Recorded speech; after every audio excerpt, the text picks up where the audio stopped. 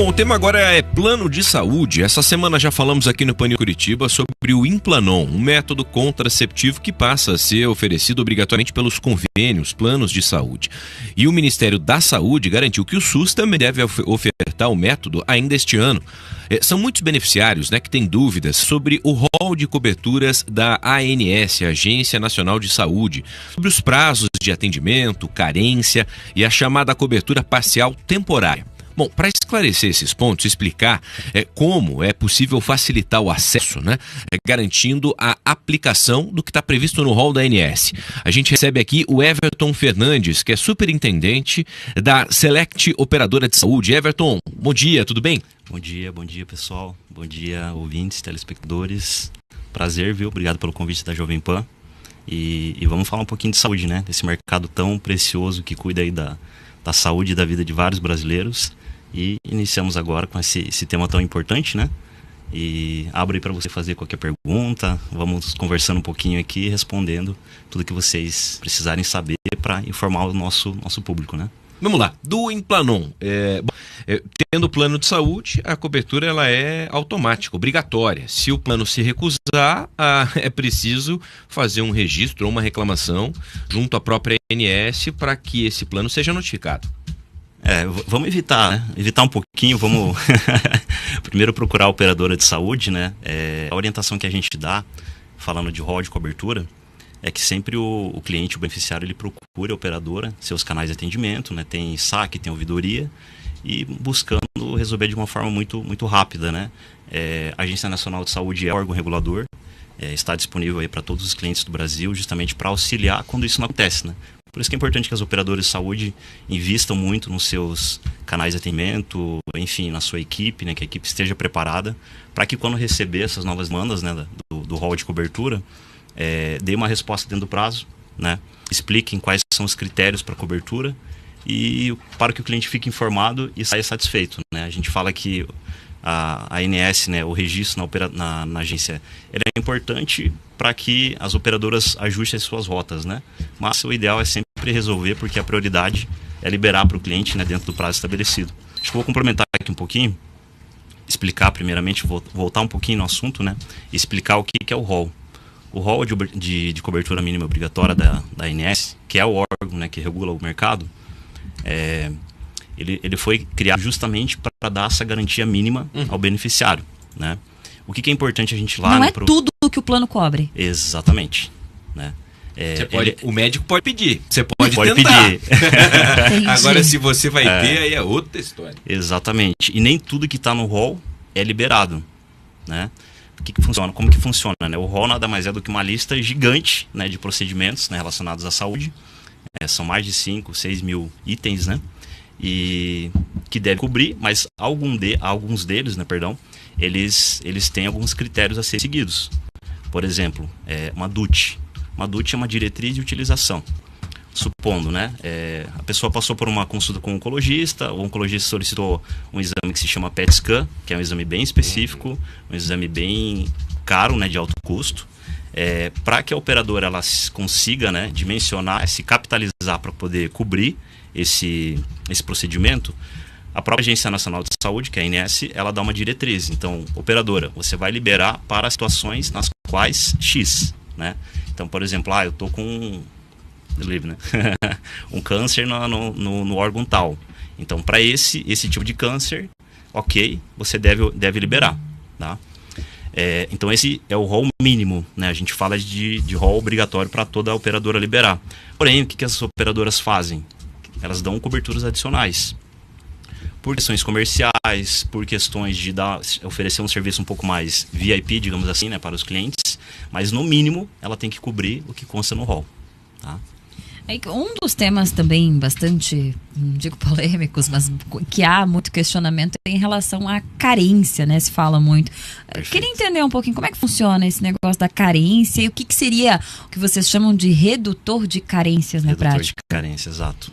Bom, a carência são os prazos máximos definidos também pela ANS, Vejam que eu falo bastante ANS porque eu falo que é um dos segmentos mais regulados, digamos assim. E que bom porque protege o beneficiário e as operadoras também, Mas as carências são os prazos limite, os máximos, que cada operadora pode exigir que o cliente, né, tenha que cumprir para poder realizar no procedimento. Então, por exemplo, eu vou fazer a minha adesão ao plano agora e eu já quero fazer um hemograma. Se você estiver em período de carência, dependendo do quadro, né, da política de cada operadora, você pode ter que esperar uns 30 dias, uns 15 dias, né? Ou tem operadora que utiliza o prazo máximo de carência da ANS, que é de 180 dias. Difícil, né, alguém trabalhar nesse formato, porque comercialmente não fica legal, né, ninguém contrataria o plano. Geralmente é 30 para coisas mais simples. Mas é o máximo que pode ser exigido, que você não vai oferecer aquele serviço, né, para o beneficiário, no máximo 180 dias. Quando a gente fala de redutor de carência, o que acontece? É um dispositivo comercial, digamos. Supondo que você tem teu plano ali já há alguns anos na operadora X e você decidiu que quer vir para a Select. Via comercialmente falando, né, se você contrata um novo plano de saúde, você teoricamente teria que cumprir novamente, né, reiniciar esses prazos de carência para você poder realizar os seus procedimentos. Porém, você já está lá um tempo na tua operadora X e nós queremos esse cliente, né? E é uma prática comum no mercado. Então, o que acontece? É a tal da, entre aspas, compra de carência. Então, eu vou avaliar quanto tempo você está na outra operadora e por uma liberalidade comercial, né, eu te ofereço uma redução desse prazo. Então, por exemplo, um exame, o exemplo do hemograma que eu dei no exame, ao invés de você esperar 30 dias para realizar, se você se enquadrar na minha política de redutor de carência, você já entra e no dia seguinte ou no mesmo dia você já pode realizar esse exame caso seja necessário. Faz a portabilidade. Portabilidade. Não? É outra coisa? Foi bom você tocar nesse assunto porque o pessoal acaba confundindo um pouquinho e é natural, né? Porque é um termo muito técnico. É diferente. É diferente. O redutor de carência, ele não é nada obrigatório. Ele é uma regra, uma política comercial que cada operadora, todas na verdade, né, elas utilizam para incentivar as vendas, né, e a vinda de clientes. A portabilidade, daí é um processo legal, digamos assim.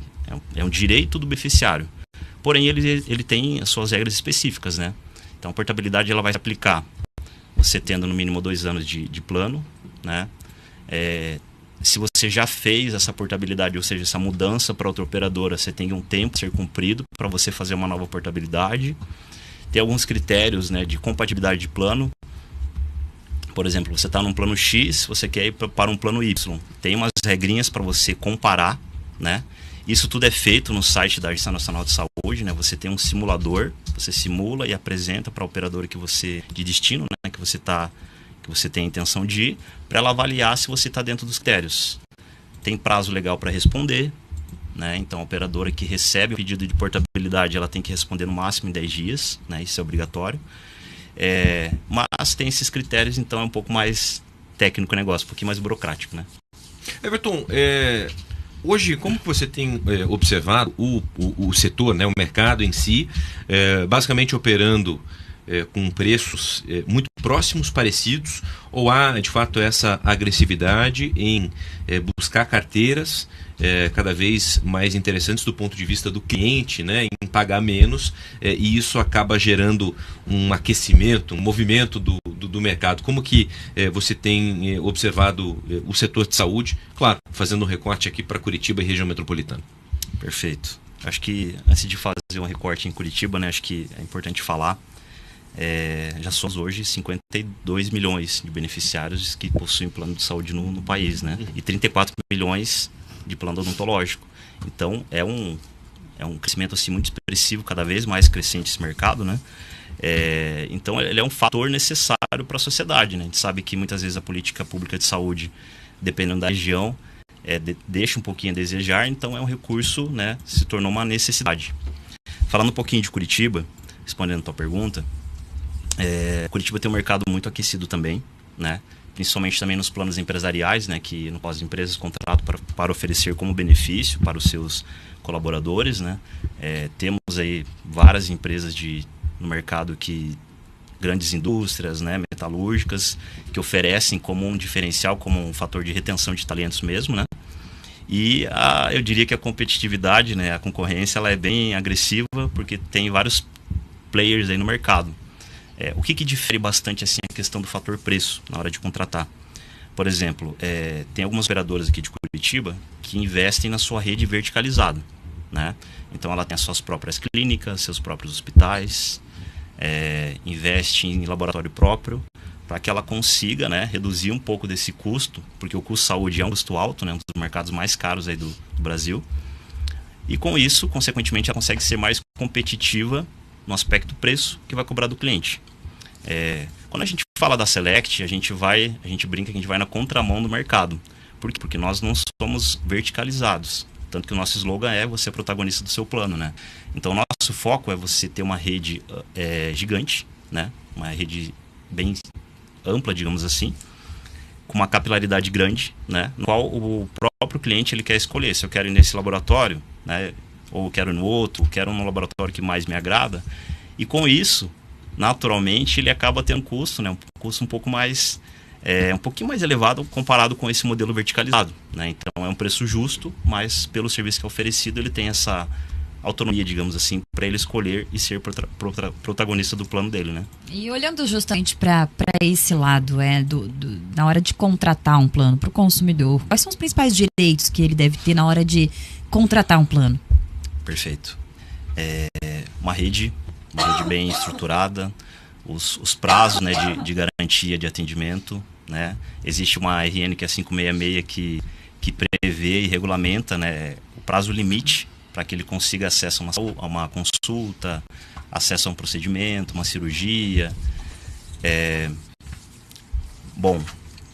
Rede credenciada ampla, né? Uma rede credenciada boa assim, para que ele tenha, de fato, consiga utilizar o serviço, que é o foco dele.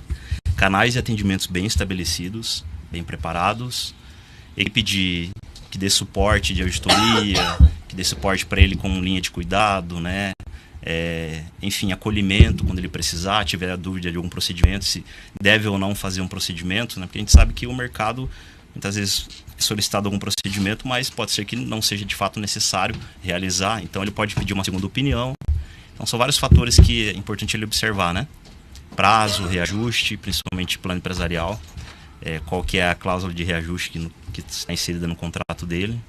Seria basicamente isso. Everton, e é interessante quando a gente, inclusive já teve a oportunidade de falar sobre isso aqui outras vezes no Pan News Curitiba, quando é um plano individual, as regras, né, são talvez mais bem definidas do que no plano coletivo empresarial, que conforme a utilização. Você acha que essa migração que acaba acontecendo, claro, para conseguir adequar, né, a pólice, enfim, a necessidade para que haja um ajuste, um balanço adequado. Isso faz parte do livre mercado e é assim que as coisas têm acontecido. Claro, a empresa vai procurar custo, benefício, demanda e atendimento conforme a necessidade, e do outro lado, tão importante quanto o peso daquilo que está sendo pago mês a mês, né? Perfeito, exatamente. O plano, a gente fala que o plano pessoa física, né, o individual familiar, ele é um pouco mais regulamentado, digamos, um pouco mais protegido, né, e organizado, mais padronizado. O que eu quero dizer com isso? Ele possui regras específicas com relação ao reajuste. O reajuste ele é ajustado pela Agência Nacional de Saúde, diferente do plano coletivo por adesão ou empresarial, né, que eu vou explicar a diferença, no qual a operadora ela analisa como que se comportou a utilização, né, do contrato e avalia também os índices inflacionários para então decidir qual que é o índice que vai reajustar, né? E o pessoal física não, ele é definido pelo órgão, ele acompanha a inflação médica, né? No último ano agora foi em torno de 6 ponto alguma coisa por cento, vou lembrar agora certinho. E o plano empresarial ele dá mais essa liberdade para você negociar entre as partes. E por que a Agência Nacional dá essa liberdade? Justamente porque é uma população que entra sem carências, né? Então, se eu dou o benefício de todo mundo já entrar, podendo utilizar qualquer procedimento do rol, né? Vale destacar, né, do rol da ANS. Então, é justo que daqui a um ano eu avalie como que se comportou, né, o comportamento econômico e financeiro daquele contrato, e eu sente com o empresário, com o RH, para restabelecer o equilíbrio do contrato, né, financeiramente falando. Importante explicar a diferença do plano coletivo empresarial que você comentou, né? O próprio nome já diz, é dedicado para empresas, então são empresas que contratam, né, através do seu CNPJ, e o coletivo por adesão. Por exemplo, associações, sindicatos, que daí o vínculo da pessoa é associativo, né? A associação dos professores, então ela possui um vínculo associativo, a entidade fecha um contrato com a operadora e ela passa a oferecer o plano de saúde. O outro aspecto que eu também queria te ouvir, recentemente nós tivemos aí, né, novas regras que foram definidas pela ANS, principalmente no prazo, tempo de resposta para os clientes, para que, caso tivessem a cobertura negada de um determinado pedido ou solicitação, bom, que houvesse a explicação, o motivo, ou até mesmo a fixação de um prazo mínimo para isso. Isso já está sendo respeitado? Como que vocês, enquanto operadora, olham também para essa necessidade? E se foi uma adequação difícil de cumprir, ou do ponto de vista de operacionalizar isso, se valendo dessas tecnologias, né, de modernização de sistema, própria questão informática de poder auxiliar esse acesso para os pacientes e clientes? Perfeito. Excelente tema para a gente discutir aqui, né? Bom, como comentei no início, a ANS ela definiu a RN 566, que já vinha trabalhando há um tempo, há uns anos, que define os prazos para a liberação de todos os procedimentos, uma consulta com especialidade básica. Então, a operadora tem que oferecer até 7 dias, especialidade um pouco mais específica, 14 dias, e cirurgias, né? E tinha o prazo aí de 21 dias para fazer todo o processo. Recentemente, a partir agora de 1º de julho, vigorou a RN 623, né? No qual ela mudou alguns critérios da operadora, de outras áreas também, mas especificamente falando de prazo de comunicação, né, dessa liberação, esse prazo de 21 dias para informar para a operadora dar o retorno, se autorizou ou não, enfim, se cabe, né, se está coberto, ele reduziu para 10. Então, com certeza, a gente teve um desafio grande aí, operacional, né? E não só a Select, mas todas as operadoras tiveram que investir fortemente em tecnologia, em equipe de atendimento, canais de atendimento, equipe também dos médicos, né, auditores, que fazem a avaliação do procedimento para ver se libera ou não. Porque se eu tinha um prazo de 21, né, eu encurtei para 10, né, menos da metade aí do prazo, então a gente precisou correr bastante para conseguir operacionalizar. Mas ampliar a equipe? Também. Ampliamos a equipe, já ampliamos, né? A gente se preparou aí porque ela passou a vigorar a partir de 1º de julho. Então, ampliamos nossa equipe de atendimento, que é o SAC Concierge. Ampliamos nosso time também de médicos auditores, né? Time de regulação também, que avalia, né, pedidos, para a gente conseguir cumprir. Além da tecnologia que tem que investir também, né? Ô Everton, um aspecto interessante, eu esses tempos estive em Porto Alegre, em algumas cidades aqui do Paraná, até de repente quando você transita pela 101 em Santa Catarina, tem Select para tudo que é lado, essa expansão aí, realmente quais são os planos e como que vocês têm organizado para encerrar 2025? Perfeito. Bom, todo mundo fala isso, né? Todo mundo brinca, né? Eu durmo no Select, eu acordo vendo Select. A estratégia da nossa presidência, nossa diretoria, foi investir fortemente na consolidação da marca, né? Então, por onde você vai, você ouve ou vê Select. E o nosso objetivo para esse ano é praticamente dobrar o que a gente atende de número de clientes. Estamos trabalhando fortemente para isso. O mercado está aceitando de uma forma muito positiva, né, a Select. Ela é uma marca que se consolidou de forma muito rápida. E a expectativa é bem alta. A gente praticamente dobrar o que a gente já tem de clientes na carteira, né? E essa expansão, hoje ela está concentrada na região sul, já vai para a região sudeste? Como que vocês, inclusive, têm observado para esse movimento nacional, entendendo, claro, que essa expansão não fica restrita a regiões ou a cidades em si? Perfeito. Bom, a gente brinca, né? A gente fala que nós somos regionais, somos nacionais sem perder a regionalidade, né? Então, nossa estratégia é investir sim em grandes regiões, mas nós estamos já atuando em todos os estados, né? Todos os estados e a federação. Naturalmente, acabou crescendo aí o mercado mais concentrado no Nordeste, né? Maranhão, Pernambuco, Bahia, mas diria que todas as praças, todas as regiões do país, nós contratamos equipes e investimos também para que cresça de forma homogênea, né? No sul aqui, por exemplo, nós temos bastante oportunidade de negócios, né? As vendas também estão bastante aquecidas. Que começamos pela praça do Nordeste, porque tivemos algumas oportunidades lá, mas eu diria que todas as regiões a gente está trabalhando bastante para para o crescimento. Bacana. Para quem busca mais detalhes, conteúdo, onde encontrar informações sobre a Select, Everton? Perfeito. Pode acessar nossas redes sociais, né? Ou nosso site, www.selectoperadora.com.br. Nosso site tem o link de todas as páginas, canais de atendimento. Quero ser parceiro, quero se credenciar, né? Alguma clínica, um hospital, alguma coisa, também tem esse formulário lá. E também, principalmente, o nosso cliente, né? Se ele clicar, ele já só faz um preenchimento rápido no formulário e consegue já cair na nossa base para a gente convidá-lo a ser o nosso cliente. Tá aí. Everton Fernandes, superintendente operacional da Select, operadora de saúde, agradecer a participação e a disponibilidade aqui com o Pan News Curitiba. Everton, obrigado. Boa sexta-feira, sucesso a vocês. Obrigado a vocês. Tchau, tchau, pessoal. Vamos lá, seguindo